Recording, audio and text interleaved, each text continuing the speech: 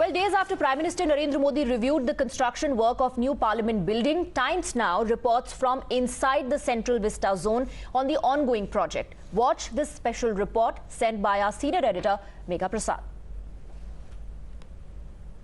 Situated right next to our Parliament is the site of the new Parliament building, which is where the Prime Minister, just the other day after a long flight back from New York, stopped by to check on the progress of construction.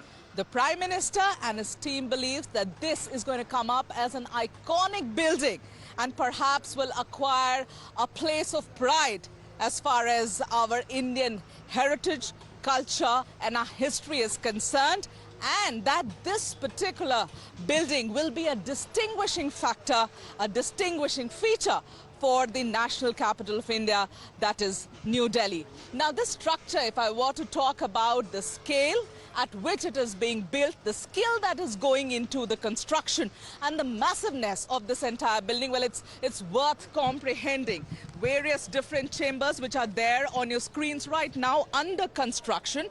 This Parliament complex comprises of the current Parliament House and a new triangular shaped building which will form an ensemble enabling effective and efficient running of the legislature and will be part of the legislative enclave, which will include the library, the annex and the plant chambers of the Member of Parliament, all connected by seamless access at the subterranean building. Of course, the construction here, which began with the Prime Minister laying the foundation stone in December 2020. The idea here, of course, is that this becomes up and running and functional by the end of 2022.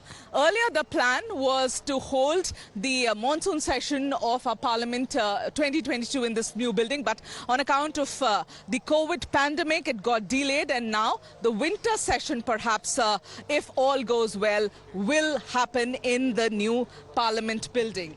Now, this structure that you see in front of you will be the first Indian Parliament which is by the people, for the people and of the people of India. And yes, this is a very intrinsic part of the 75th year of India's independence, symbolizes our commitment towards attaining an Atmanirbhar Bharat. With Mukesh in New Delhi, Megha Prasad for Times Now.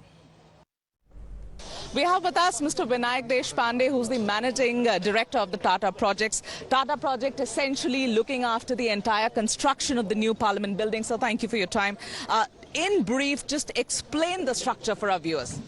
Okay, so this is roughly about 65,000 square meter area construction, which is divided largely in three parts. One is Rajya Sabha, one is Lok Sabha, and there is a central foyer or central area. The whole building is in triangular structure and got three circles within it, the Rajya Sabha, the Lok Sabha and the central foyer.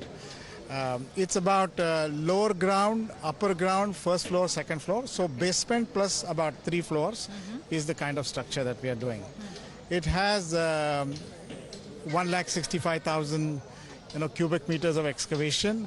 It has got about 115,000 cubic meters of concreting work, and it is to be finished by October 2022. So we all know that the target is October 2022, so that the winter session of 2022 of the Indian Parliament happens in the new building.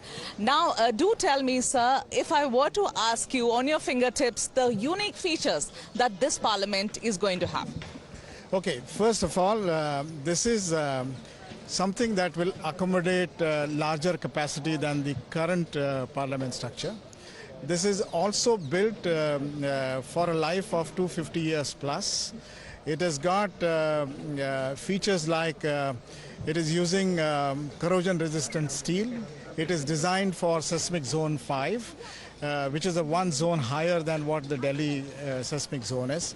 It will deploy modern electronics, acoustics, and it would be complete in every aspect. You know, the fire, platinum, sustainability, and every aspect. Yes. Sustainability.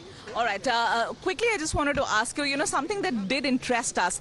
In the current parliament, you do have party offices for various different political parties, but you do not have, accommodation for every single member of parliament. And you were talking about that. Is that going to be a part of the parliament building, or you have a building next to the parliament that will have rooms for every MP? I think rooms for every MP is not the case. I think it's about the the ministers' offices which are being planned. I think about 44 or 45 offices which are there. So for 600 plus MPs, it is not the each and every parliament. So what is the point that you wanted to add? I would say that for this building, the most important feature as a structural engineer, I would say, is that the structural health monitoring. We are going to have a building which will have the technologically advanced sensors. Which will track the corrosion. It will give you the indication of the ground motions. It will give you well in advance it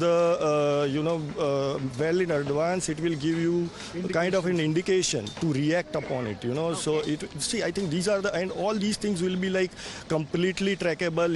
You can just track it every single minute. And then you can take the appropriate actions and preventing actions. I think that is very unique feature of this new parliament There building. was also talk about the Prime Minister having a tunnel sort of a thing that he would take from his new residence to the parliament, that he will not have to travel all the way on the road to reach the parliament. Is that correct? I'm not fully aware of the end-to-end connectivity of the tunnel, but there is indeed a tunnel that we are constructing at one face of the parliament. Correct? So you are constructing a tunnel. The purpose is what? The purpose is, of course, transportation, but we Is that know only meant for the Prime Minister? that I'm not aware. Okay. I'm doing construction to the design. Correct? Yes. Right. And finally, I just wanted to ask you, you were all talking about a pendulum structure, a people tree. These are the distinguishing features that, you'll perhaps have in this new parliament, and a Sarnath-like pillar. So I just wanted a little bit of information on that. See, we have got one banyan tree already there. So Banyan tree. So we are. See, it's just protecting We are the protecting nature, it. We are not- respecting the nature. Okay. And I think it's a large tree which has been there for years. Okay. So we wish that it stays. So the whole design, whole architecture is actually through sustainability, protecting the nature. Okay. Yeah. And making sure that some of these large iconic trees are protected here. Yes. We are not removing the tree. The tree we have accommodated the design accordingly.